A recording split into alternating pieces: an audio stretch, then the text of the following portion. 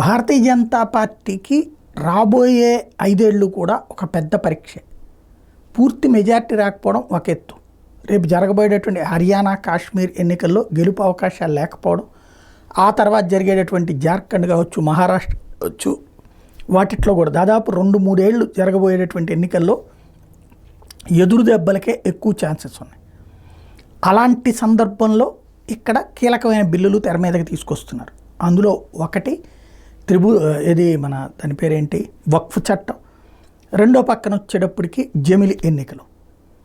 ఇంకోటి మహిళా రిజర్వేషన్లు అమల్లోకి రావాలి. అట్లాగే రాబోయే రోజుల్లో నియోజకవర్గాల పునర్విభజన జరగాలి. ఇవన్నీ చేసి అంటే ఒక సంస్కరించి భారీ ఎత్తున ప్రిపేర్ చేసిన సందర్భంలో ఇక్కడ సమస్య ఏంటంటే, ప్రస్తుతం ఉన్న అన్ని సర్వేలు లెక్కలు చూస్తున్నప్పుడు భారతీయ జనతా పార్టీ ఓటర్ ఎక్కడికి పోలా, వాళ్ళ ఓటు స్థిరంగానే ఉంటుంది. ఆ ఓటరు వాళ్ళకే ఓటేస్తున్నారు. బయట నుండి వచ్చిన తటస్థ ఓటర్, మంచి ప్రభుత్వం కావాలని గతంలో ఓట్లేసినటువంటి తటస్థ ఓటర్లలోనే అసంతృప్తి జ్వాల. దానికి కారణమయ్యేటటువంటిది ఈడీ సిబిఐ ఇష్యూస్ కావచ్చు, లేదంటే కనుక వాళ్ళు కోరుకున్నటువంటి రూట్లో లేకపోవడం కావచ్చు, లేదా స్థానికంగా ఉన్నటువంటి పరిణామాలు కావచ్చు. ప్రభుత్వ వ్యతిరేకత అన్నటువంటి కాన్సెప్ట్ వచ్చినప్పుడు ఈ తటస్థ ఓటర్ అటు షిఫ్ట్ అవుతాడు. ఆ తటస్థ ఓటర్ ఓట్లు ఇప్పుడు కాంగ్రెస్కి షిఫ్ట్ అయితే, ఐఎన్డీఏ కూటమికి షిఫ్ట్ అయితే అవుతున్నటువంటి పరిస్థితులు కనబడుతున్నాయి. అప్పుడు సర్వైవల్ ఏంటి? ఒకప్పుడు కనుక అటల్ బిహారీ వాజ్పేయి ప్రభుత్వం అధికారంలోకి వచ్చాక అప్పటిదాకా ఆర్థిక వ్యవస్థ అస్తవ్యస్తత, చివరికి బంగారాన్ని తాకట్టు పెట్టి డబ్బులు తెచ్చుకున్న రోజులు మనం.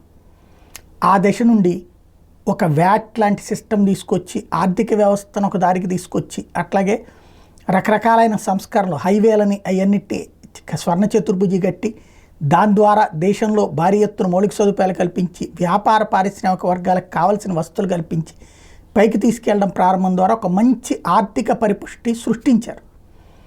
ఆ డబ్బులతోనే ఆ తర్వాత వచ్చిన కాంగ్రెస్ పార్టీ దర్జాగా నడవగలిగింది. అయితే అందులో అవినీతి ఎక్కువైపోవడంతో మళ్ళీ ఆ ప్రభుత్వం గద్దె దిగింది.